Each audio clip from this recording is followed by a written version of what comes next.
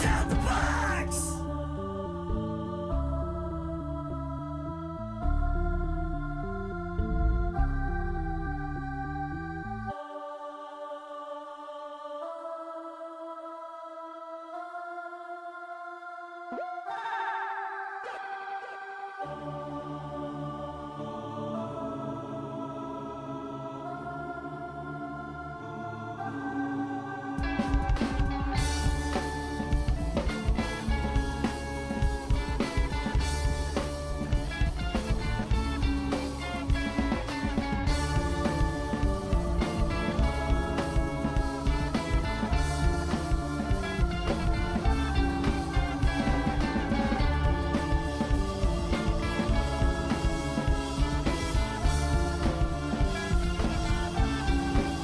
Fresh out the box.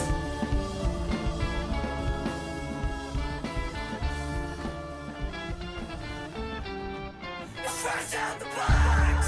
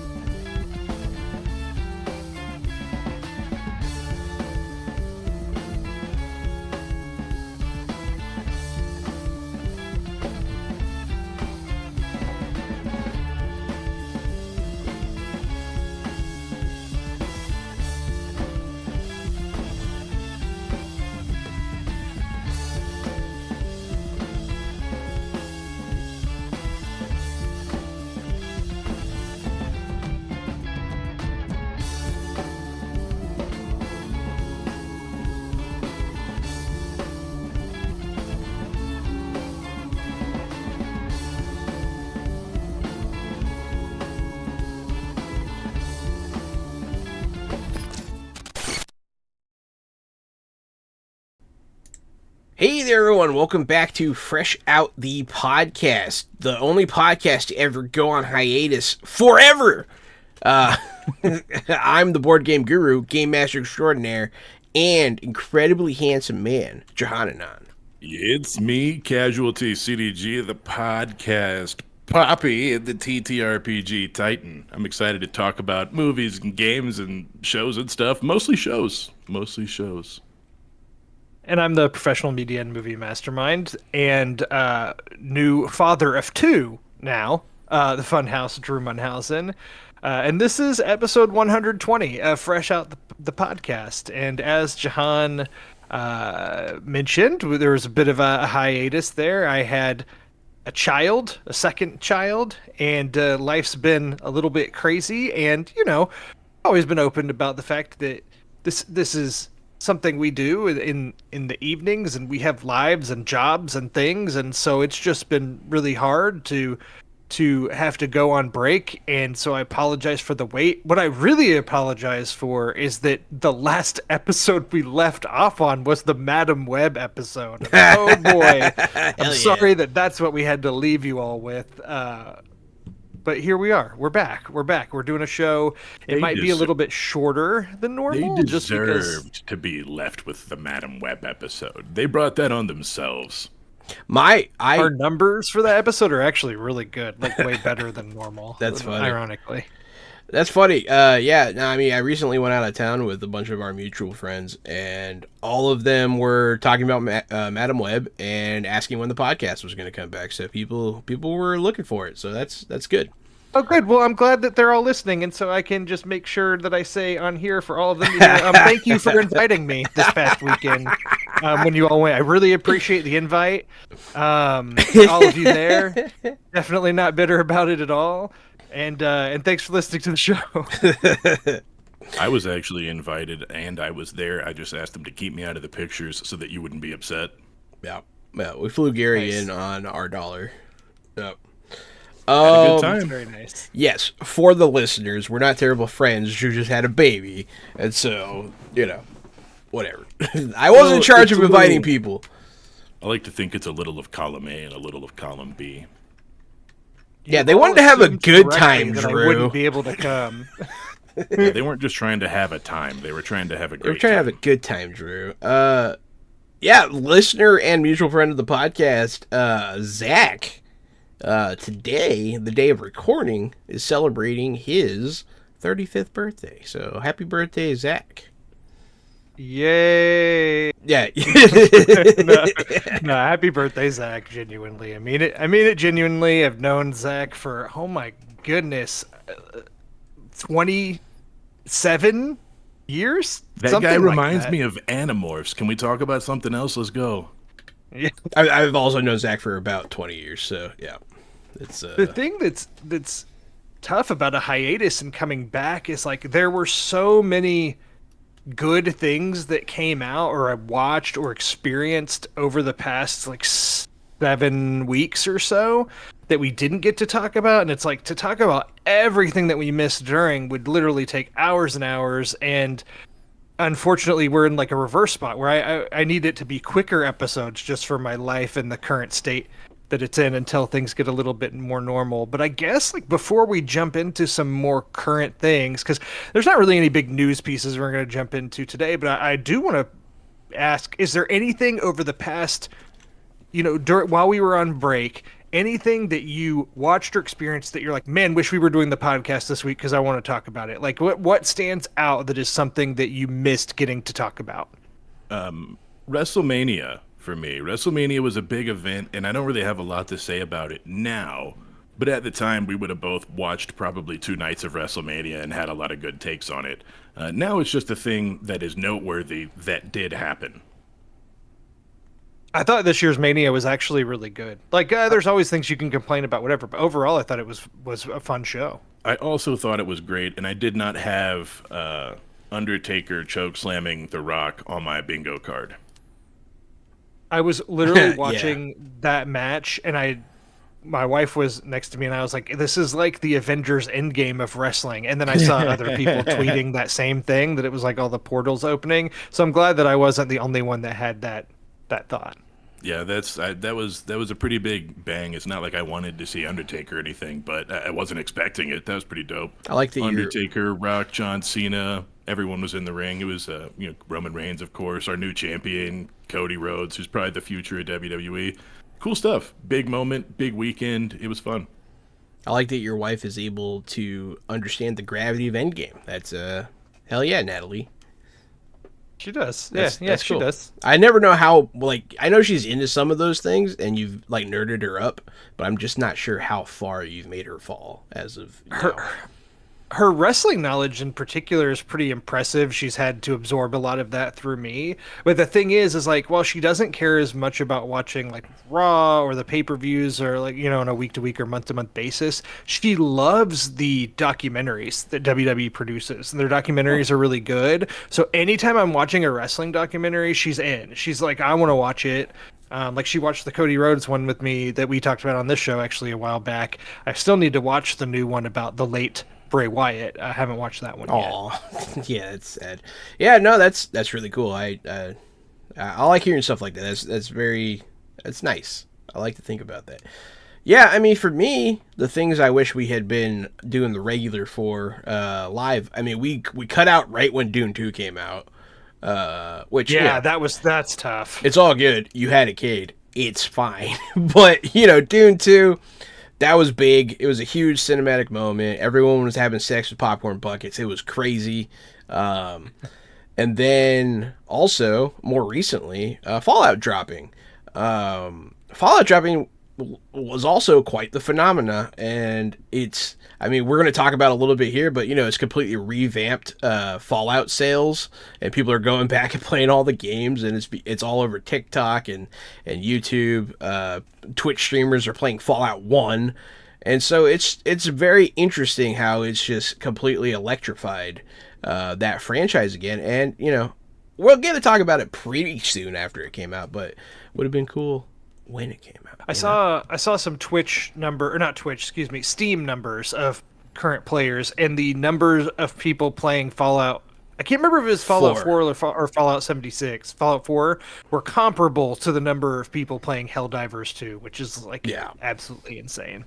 Yeah. I heard the same stat, and I was like, wow, that's good for them, man. That's a really cool. A lot of games don't get that second life, and yeah, I'll look forward to talking about that stuff more during the Fallout segment. Yeah. I agree. Just to add to what you said about Dune 2, like it's probably my favorite movie of the year so far. I loved the first one. Excellent. I absolutely loved the sequel. I've read the book, and I do feel like I like the first half of the book more than the second half of the book. And I feel like with the movies, that's also true. Like I like the first one probably a little bit more than the second one. But that being said, I feel like Dune Part 2 is the absolute best version of the second half of that book that could exist. Like it's so true to the source material. Like it's wonderful, and it's actually only gotten better in my mind since I've seen it. And I'm due for a rewatch, and it'll probably become a 5-star movie once I rewatch it. Hell yeah. You want to dive right into it? Yeah, I'll just say just a few other things. While I was on my paternity leave, I did still manage to escape for some daytime matinee movies. So I've been able to keep up on some new releases. I took my oldest daughter, I can say.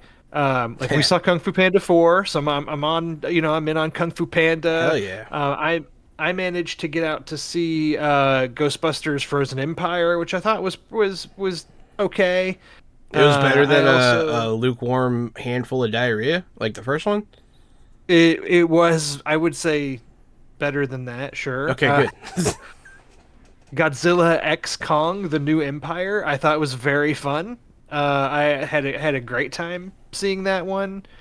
I went to a late showing, a 9 p.m. showing one night. I was able to escape and go see Monkey Man, and that was a terrible decision because I was about to fall asleep about 30 minutes Really? in. It looked like Yeah. it had potential. It was bad? No, the movie's fine. Oh, okay. It was a bad decision on my part to go when I have a newborn and try and see a 9 o'clock movie because I within 30 minutes was regretting my decision just from a sleepiness standpoint. Good, because that movie But I looked did- pretty good, and I was hoping I'd get to see it soon. Yeah, I powered through, and then I saw Civil War, the new Alex Garland movie, which was fantastic. I love all of Alex Garland's movies. And is that a I remake thought- of the Marvel one, or it is in no relation to the Iron Man versus Captain America MCU movie. weird that they would take the same name though, right? It's weird, yeah, it's strange. it's very weird. I'm trying to think if because the cast of Captain America Civil War is so big. I'm trying to think if there is any overlap of actors that are in both, but I don't think that's the case. Oh wow! I was gonna see if we could make a Civil War extended universe. Alas, I'm grasping at straws. So Oh, no, boy. it's not gonna happen. Yeah, we can. We talked to Dune Part 2. Yeah, we can just go ahead and jump into some fresh movies here and keep everything going. Gary, there's a couple on here that are. One is a Best Picture winner that you apparently have gotten to watch. I did. I watched Roadhouse on Amazon Prime. The Best Picture winner, Roadhouse. Sure is the best picture I've ever seen. Roadhouse, the Best Picture winner, Roadhouse. With Colin McGregor, Roadhouse. I know that's exactly Roadhouse, what you Roadhouse wanted me to talk about, Roadhouse. Do they say it a lot? They do say it a few times. That movie is not good, but it is awesome. But it's really not good at all. It's like, I dare I say, this is not, people are going to be upset about this. All right, so if Bad Boys 2 is a 10 out of 10, 10 out of 10 Bad Boys 2, right? That's how many Bad Boys 2 it has. I think that this Roadhouse has like 5 or 6 Bad Boys 2 out of Bad Boys 2. It's not Bad Boys 2, and it's not even close, but it is trying to be a little Bad Boys 2-zy. Drew, I know exactly listen, what you you're saw it when it saying. I came mean, out, you're right? speaking a language I understand. Yeah, it's not good, but there is something about it that was still enjoyable, even though the whole thing was just absolute trash. Don't watch Roadhouse. It's not fresh, and I don't recommend it. All right, Drew, you actually wanted me to talk about the other movie I saw, which is I watched Oppenheimer. I finally got around to doing the getting a Heim job, and yep, that's what they call it in the movie. So you'll probably like it too, Jahan. Definitely. I watched it in 2 sittings. I figured I would. That's why I didn't want to go see it in the theaters. I watched a little bit of it and then was totally into it, which really surprised me. I thought I was going to maybe not come back to it. I didn't know how long I was going to watch it, but I found myself wanting to stay up really late that night and finish it. And I was like, you know what? There's still like another hour and a half. Let's just finish this in a day or two. So, what point do you remember? What point you stopped and where you started again? I'm curious to see where the divide was. Definitely when he was setting, like right when they started to set up Los Alamos, I think. I think maybe Okay. maybe it was 2 or 3 scenes after they had set up Los Alamos. But I was really hyped on all the communist confession stuff and basically him getting played and cornered and, that being the perspective and point of view anyways. And there's something about the story where you can see where he's coming from and why he made the decisions he did, and hindsight's 2020, and it's easy for us to say now in this generation that he is the bringer of death and all this, but at the time it was either the Nazis make the bomb or we make the bomb. And so, that's his perspective, it's his story, and I did think it was great performances, great sets, great costumes all around, and a pretty riveting tale. He's by no means, Oppenheimer is not a hero in my eyes by any means, but it was a good movie. It was fun to watch. It gives a good little biopic. Yeah, I just remember my initial watch. I guess I was interested to see where you split it in 2 sittings because I very much think of that movie in 3 parts.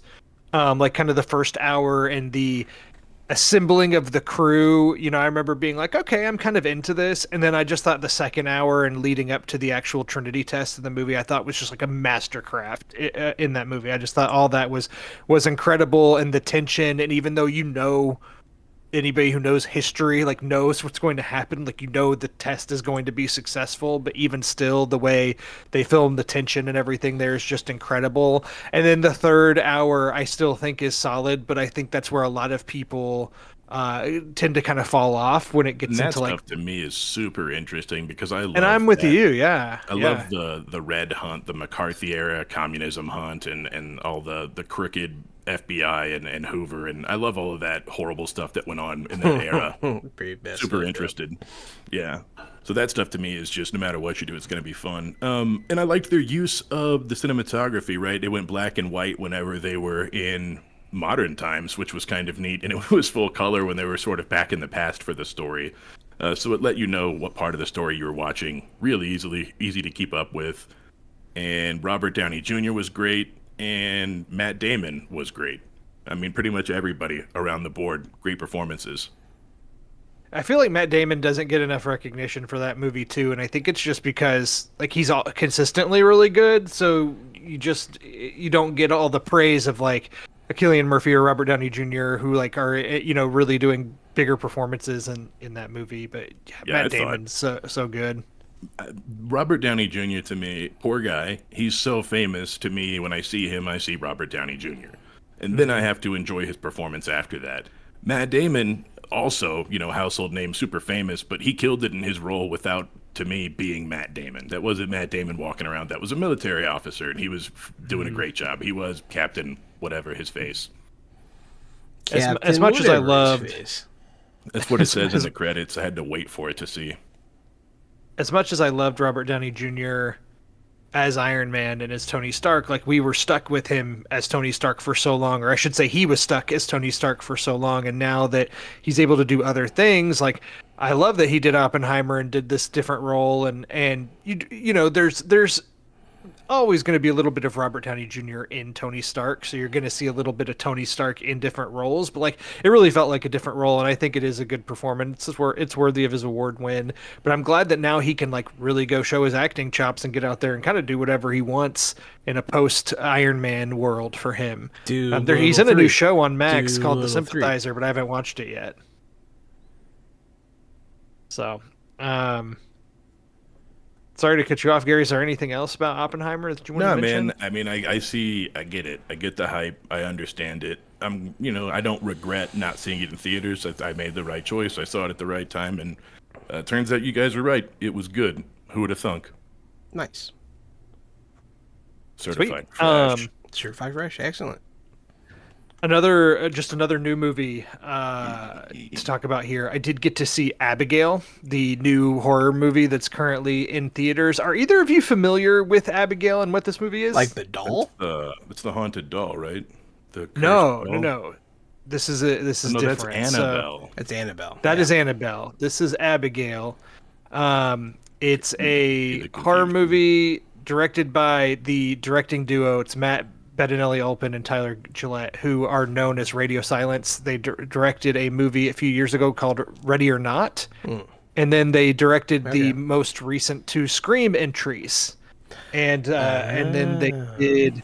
Now they've done this movie Abigail, and it stars Melissa Barrera and Dan Stevens, Catherine Newton, Kevin Durant, Angus Cloud, and it's essentially these group of crooks are hired to kidnap this little girl and take her to this mansion and essentially watch her overnight, keep her there because they're trying to get trying to get a ransom from her very powerful father.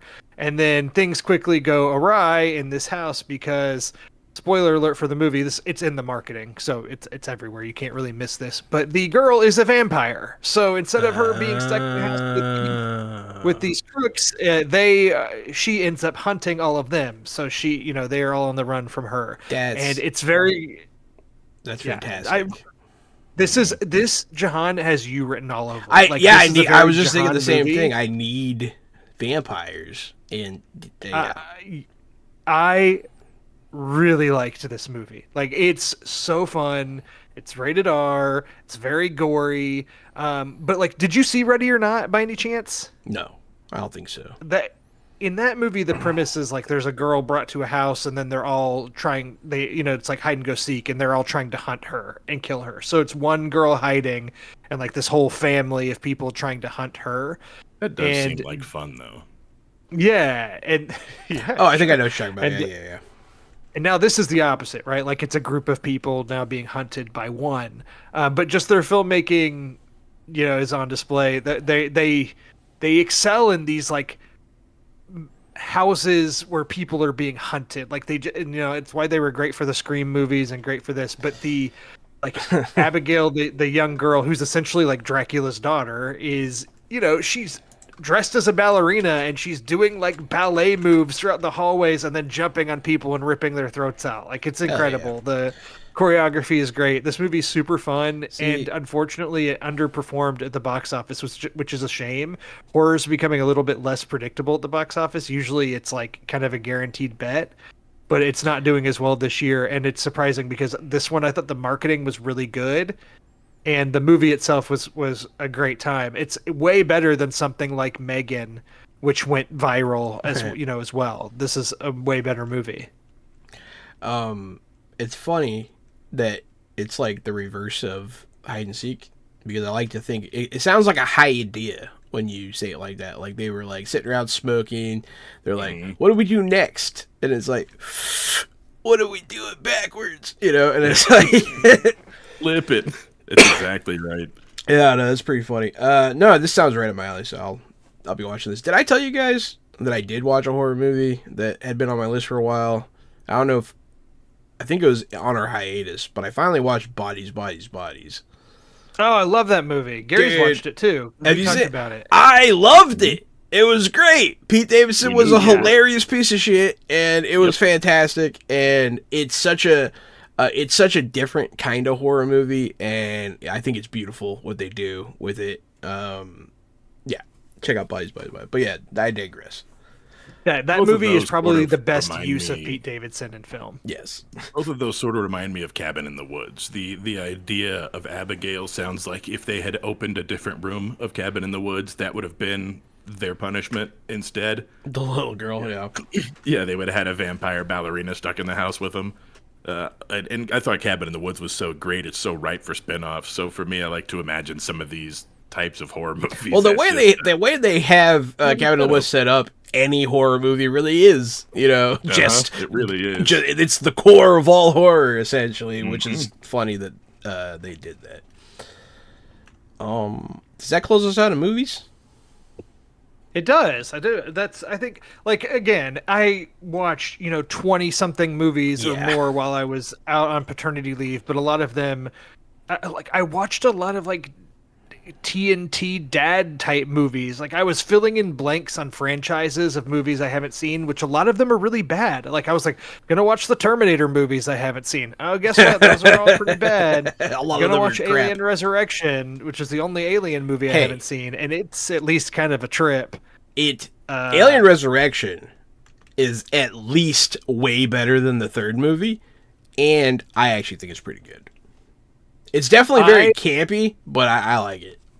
Yeah, I appreciate it for how like profoundly weird it is, and like Super the weird. weird directions they went with that franchise. I watched like a bunch of Teenage Mutant Ninja Turtles movies, a bunch of Die Hard movies. Like that's the stuff I was watching on paternity leave. It's like it was more comfort food and stuff I could easily kind of have on Hell yes. and not have to fully invest myself in, which is kind of why my going into TV shows, why it's a little light for me. Like I have trouble sitting down and watching the big prestige shows that I want to watch because I just either I'm busy or multitasking, and I haven't had the time really to sit and watch like a Shogun, which has been really popular. Now I have watched 3 episodes of Shogun and really like it, but the finale of that show actually just came out today, and it's just because More I've like been watching it slow gun, slowly 'cause the when I'm show's able so to. slow, you know what I mean? Just It's slow so down. good though. I'm not caught up at all either. No spoilers, but the episodes I have managed to catch, fantastic. fantastic. That show's I gotta tell really you, good. the spoilers are basically modern era Japan. Yeah, I mean, yeah. Japan happens. That's Yeah, fair. that's Just a exactly show that I want to sit and I want to be able to sit and watch and fully invest myself in it, and being able to do that at home lately has been tough, which is also why I haven't been able to watch more of Fallout, which we can kind of talk about now. Like, I think that's kind of the top one on the list, right? It's like Fallout is the show. That's the right one now. I It want is to the talk about. sensation. Yeah, because it's blowing up everywhere. Into my ironically. veins, bro. Straight into my veins. I just slurped it right up. Oh, okay, good. I'm glad to hear that. I wasn't sure how you were gonna feel about it, but yeah, dude. Every single episode, straight down. I 100% I- watched them in like 2 days. I've watched, I think, 4 of them, because just I've been busy. But yeah, see, it annoys me a little bit when they dump them all at once, because then like you get spoiled and things happen. Like, I don't have time to sit there. You know what I mean? Like, sometimes I do. Sometimes I can binge a show, but when it's something like Jen's into and we have to watch it together, it's a little slower. You know what I mean? But yeah, Fallout's It blows my mind that Amazon Prime Video does weekly drops for something like Invincible, but then drops all of Fallout at once. I just Blew don't my mind, too. understand it. Fallout absolutely should have been a weekly rollout to continue the Well, conversation. I gotta Luckily, pause it's you. staying in the culture. I gotta pause you because Fallout, the game, has blown up so big that apparently what they did work. Maybe it would have worked if they'd have done 1 episode a it week. definitely worked. But what they did definitely worked. It definitely worked. Yeah, I even fell for the marketing. Not a sponsor, but I pre-ordered the Fallout Edition Jones Cola Victory Cola. I have it sitting in my fridge right now. I'm going to pop one open when I'm watching it next. But yeah, man, it's everywhere. The marketing is everywhere. It's blown up the video game, like we said. But yeah, Gary, your thoughts. You said you right in your veins. I really enjoy it. What I've seen so far, the characters are great. Everything is very Fallout flavored. Like they do it just right. There's so many Very nods. true to the source. Yeah. Very true to the source. So many nods to the game.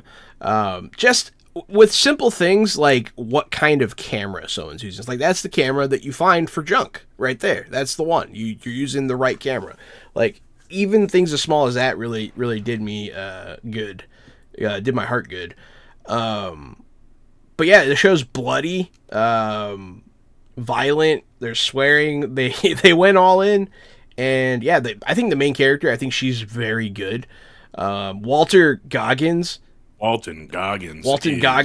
my god. Steals the show. Oh my just like God. you would think he would. He steals the show. He's so And see, good. that's what I've only seen the first episode as of now, and I can say without hesitation, even after 1 episode, that I think that Ella Purnell, who plays Lucy, Yes. is incredible. I'm like, I am drawn to this character, and this is going to keep me coming back. You don't get very much of Walton Goggins as the ghoul in that first episode, so that is interesting, and makes me want to watch more and really see how he ends up stealing the show. I love Walton Goggins, so I'm not surprised by it, but I Yeah, just it's didn't just see that yet in the first episode. Every time he's on screen, he has a theme song. His presence will take control of the scene.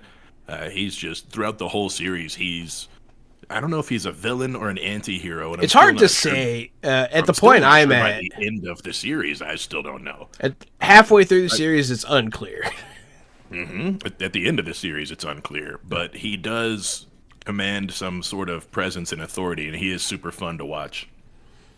Yeah, man. Everything from the Brotherhood of Steel to the ghouls to the Raiders, all of it is exactly Fallout. There's nothing wrong. There's nothing wrong. It's almost a flawless execution. It's one of the best video game Empire. shows. The what's his name? Matthew Berry being the voice of the robots. Matt Berry is the voice of Oh, the God. robots, the Mr. Handies, and oh my god, is it funny? It's so good. He's perfect for it. He really is. His cameo. Have you seen his cameo yet? No, I haven't seen You his haven't, cameo bro. yet. His cameo is good. You'll appreciate it. I love Matt Berry. But yeah, everything, 10 out of 10, certified fresh, 5 out of 5. I love it. I did have an actual complaint during it. I stopped and looked at Annie and was like, "This dialogue is trash." Some of the dialogue's pretty bad sometimes, but everything else is so good that it didn't matter. Yeah. I mean, there's always going to be something.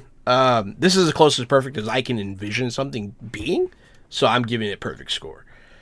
Because asking for more, in my opinion, is hubris. But yeah, it's excellent. Check it out. And we will get more. It has been approved for a second season. I'm so happy because stuff like this, when we were younger, like even if it was good, never hit mainstream, never made money or enough to warrant second seasons and stuff. Everything got canceled. Everything we love.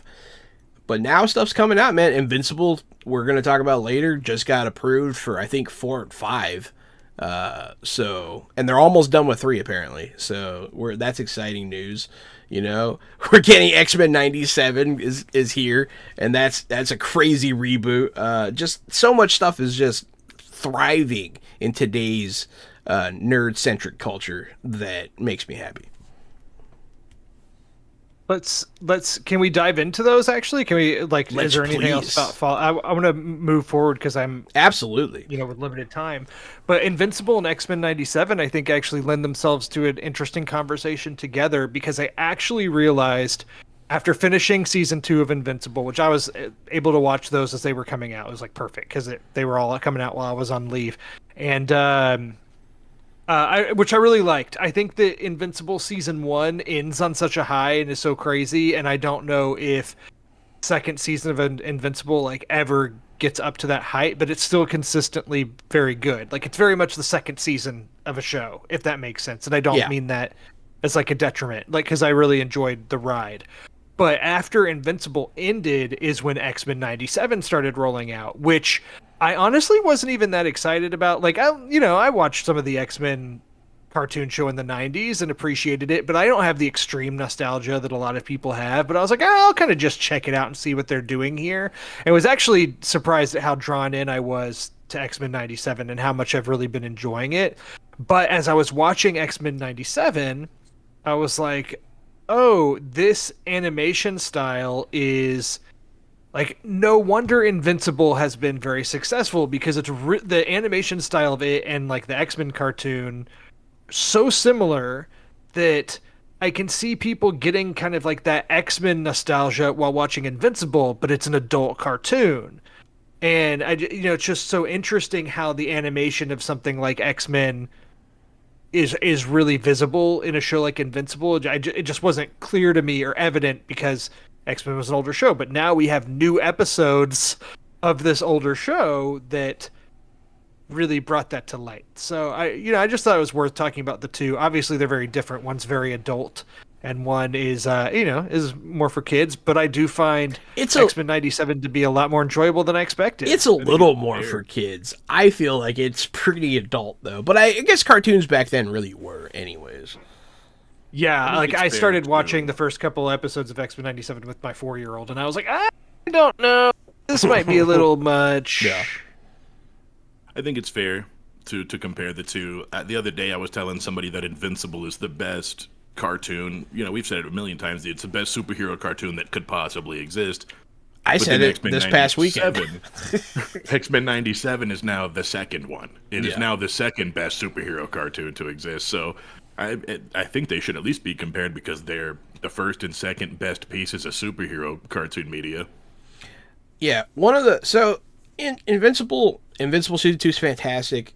They really they're more comfortable, I guess, and they're doing more of those weird superhero stories that nerds like us really appreciate, where they're really getting into stuff, really getting into minutia, that crazy stuff with the time traveler or the dimension hopper guy and all those things. Those are so off the wall. The mind parasites and all that stuff.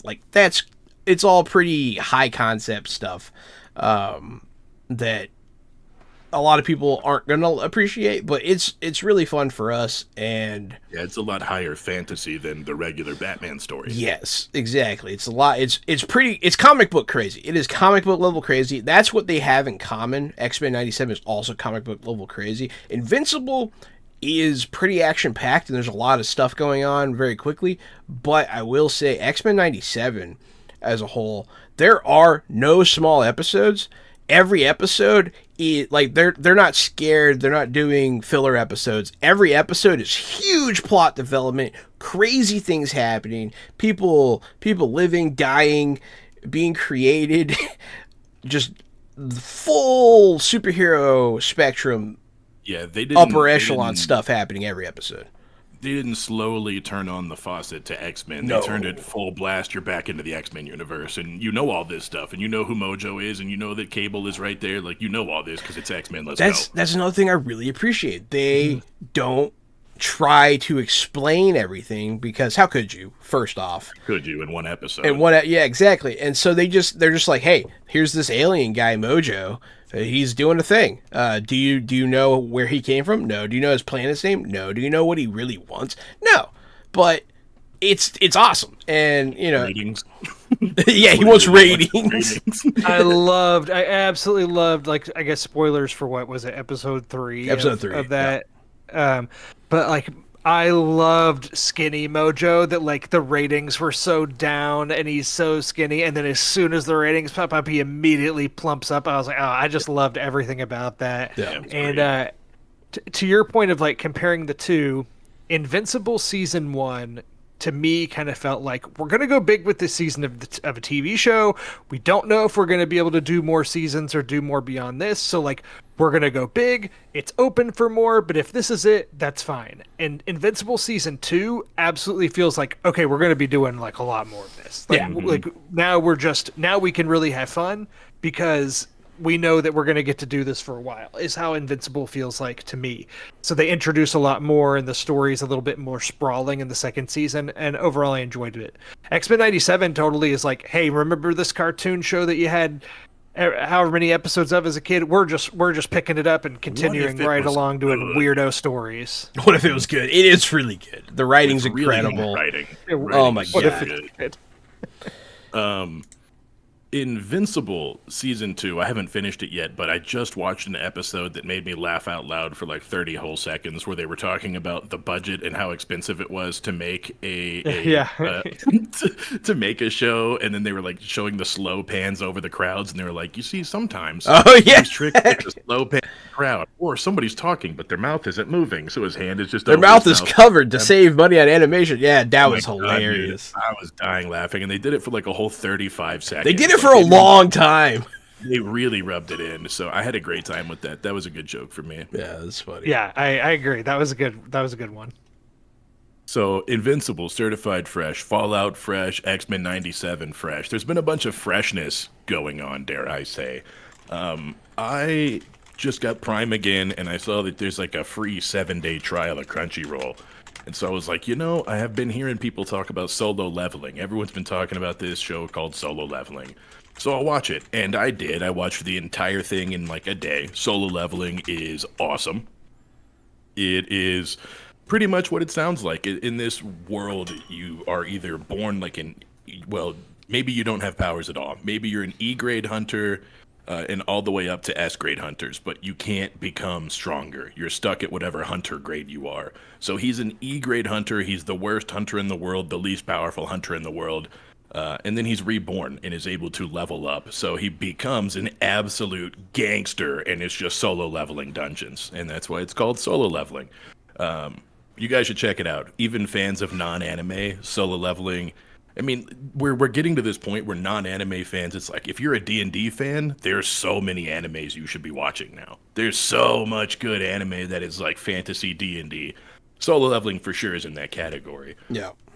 Certified Fresh, boom. Solo Leveling is a big one right now in the anime community, and it's definitely on my list, and I can't wait to see it. But I just haven't gotten around to it yet. But I have watched the next one. I was going to say, this next one you put it on my list is Goblin Slayer. And I heard Jahan talking about Goblin Slayer, and then I heard our friend Brew talking about Goblin Slayer, and then I heard some random guy on Xbox Live talking about Goblin Slayer.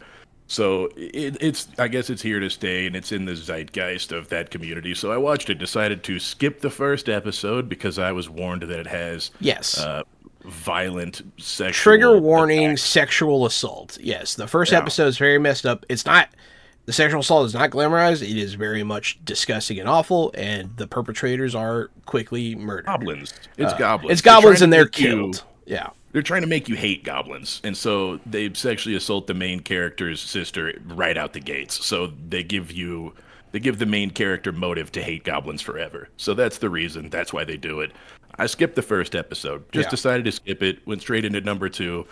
It doesn't matter. You can do that. You can just go straight to episode 2. You can. Goblin Slayer is awesome. It gives me all the D&D vibes. They've got a high elf in their party who's like a assassin with a crossbow. They've got a cleric. They've got Goblin Slayer, who is a knight in armor who kills goblins.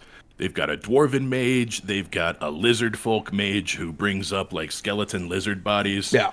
The Goblin Slayer is just so cool. It's such a cool show. It's so fun to watch. It's easy to watch.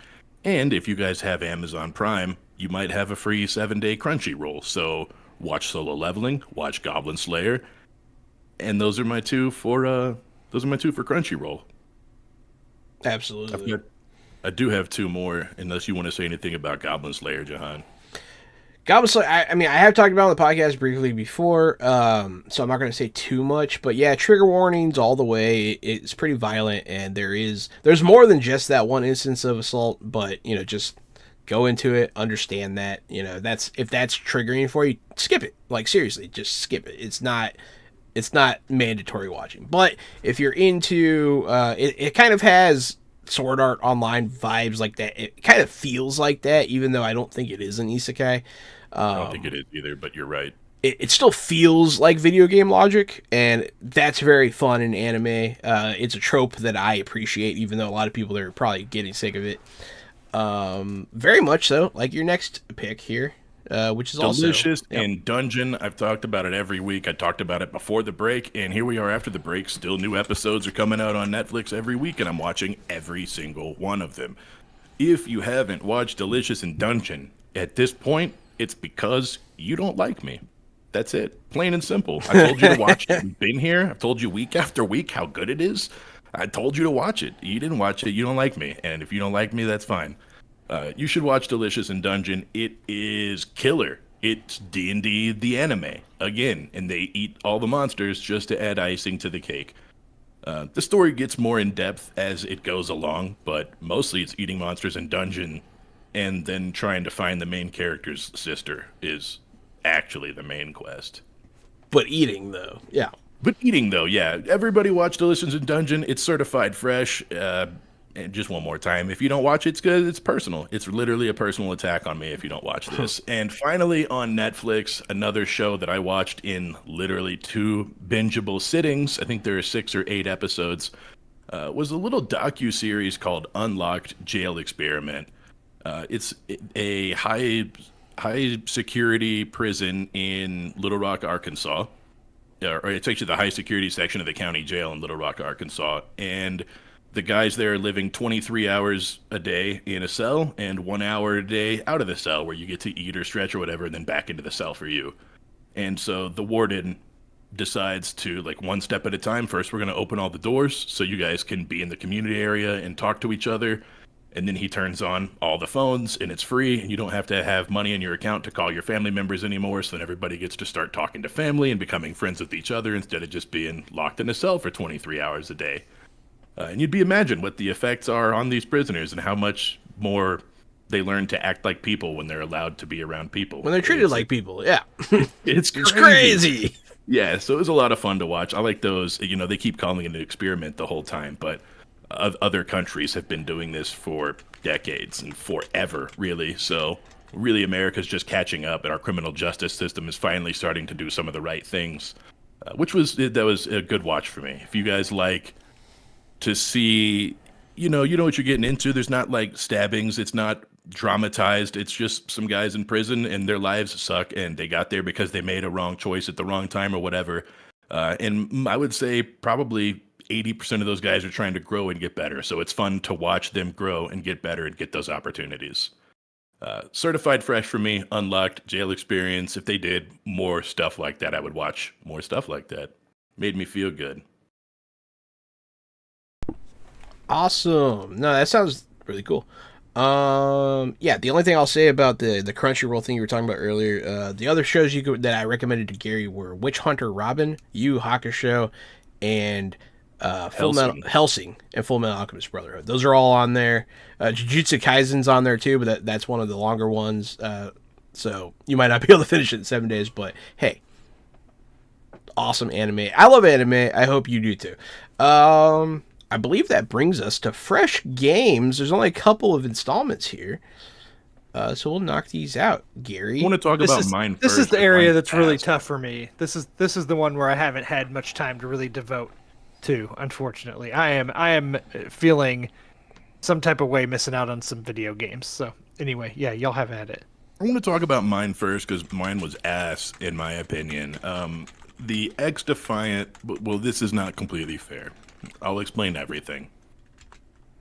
X-Defiant's not out yet. It's coming out last week, and they did their stress test for their open beta. So the game they released was not the full version, and it wasn't the full graphics version, not the full quality version, but it was the game and some maps. We played around, and it wasn't great, and I did not fall in love with it. It was only a 3-day beta. A few of us got on, and meh. It's another shooter.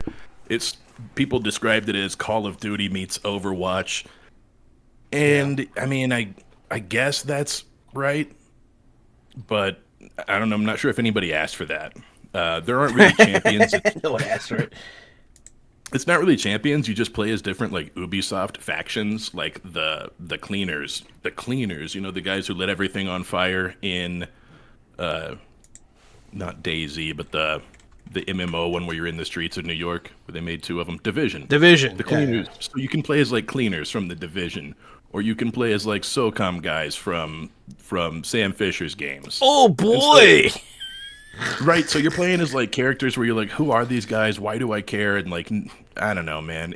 X-Defiant was mediocre. Kind of a cool concept, and, like, I don't want to poop on it because I actually really appreciate these amalgam, like, Smash Bros. Style things. I actually really like them. But, you know, I guess I'll give it a shot, but you say it's not very good, so I don't have There's something there. It's just not... It's not an overnight classic. It's not instant gold. There's something there. I'm just not sure. Yeah. I don't think X-Defiant is the next big game. That's all good, man. We played another game. I don't know if it's going to be the next big game either, but I certainly, and you have certainly been enjoying the crap out of Predecessor. It is a completely free game. We're playing it on Xbox right now. It is a third-person League of Legends game from over the shoulder. It's not a... It's not really... We call it the first ever action MOBA. It's the first ever action MOBA. And, you know, it's really... I really enjoy it. I think that you do too. And it's just... There's a good roster of champions already. There is a... there's only one map, but the map is pretty good. It's almost exactly the League of Legends Summoner's Rift. But there's a few extra bonus monsters you can kill here and there. You have to buy stuff just like League of Legends, but it's very fun. We've been playing it every night, and we're probably about to go play it right now. So it's I recommend it. It is free. Check it out. That is Predecessor. It is currently in game preview, so it is not a fully released game, but it is free. I love Predecessor. This is one of the ones where I immediately Googled it. I went and gave it a thumbs up over there on the side where you can thumbs up or down a game, how you're feeling about it. It's a remake of Paragon, and I think Paragon came out a few years ago and then got canned, but it had a really, really devout fan base. So most of the characters in Predecessor are actually from Paragon, which is why it came out with such a big roster. So pretty cool little backstory there. That's pretty cool. And they've already released a new character since we've been playing, so that's a good sign, in my opinion. And one of the things I'm really, like Jahan said, it's like League of Legends except different. But yeah, that's exactly right. It's all of our years of playing League of Legends, it's the same as go put a ward here, go get vision here, farm these lanes the same way, team fights the same way, characters are very similar. It's great to finally have a League of Legends kind of game that's different than League. It's not League. It's fresh, it's new, it's fun with different characters, and now I get to play with all the homies on Xbox for free? Yes, please. And it's certified fresh. Certified fresh. Those are my last words. Certified fresh on predecessor.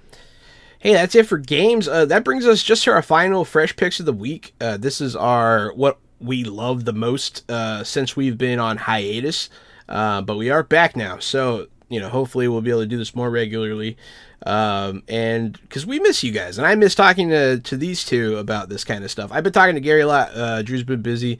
I miss you, Drew. Next time I'll invite you to Wimberley. But thanks, man. Appreciate it. But yeah, my fresh pick of this past few weeks is absolutely Fallout. I gave it a 10 out of 10. I don't do that very often. It's fantastic. I love every minute of it. It is fueling something in me that I didn't know I was missing. It's reinvigorating my love for Fallout, as it is for so many other people, and it's bringing people to this amazing franchise for the first time as well. So thank you for that.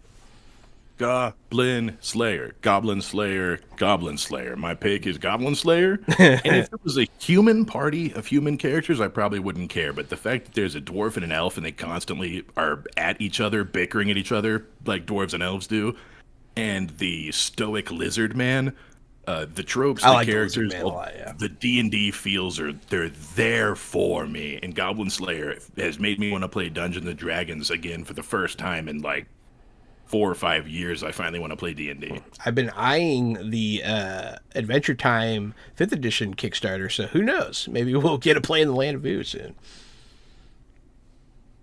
For my fresh pick, I'm going to go with Abigail. I just had a great time with this. It's a fun spin on a classic Universal horror monster, or adjacent to a Universal horror monster. Just super fun time at the movies. I highly recommend. If I had to do a fresh pick for something while we weren't recording, while we were on hiatus, I just throw general shout out to Dune Part 2 is probably would have been a fresh pick at some point, so I'm just going to shout it out here, but for now, the here and now, for episode 120, I'm going Abigail.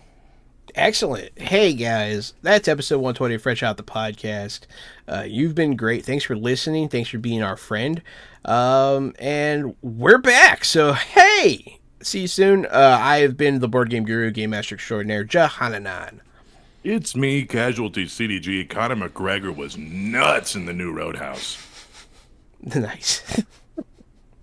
And I am the professional media and movie mastermind, the Funhouse, Drew Munhausen. And if you, if you have been listening to our show for a long time and you're excited to see an episode pop up in your feed again, thank you. Thank you for being patient. Thank you for tuning back in. If you're a new listener listening to the show for the first time, maybe don't go back and listen to the old episodes. Just keep with it for now. I mean, some of those old ones.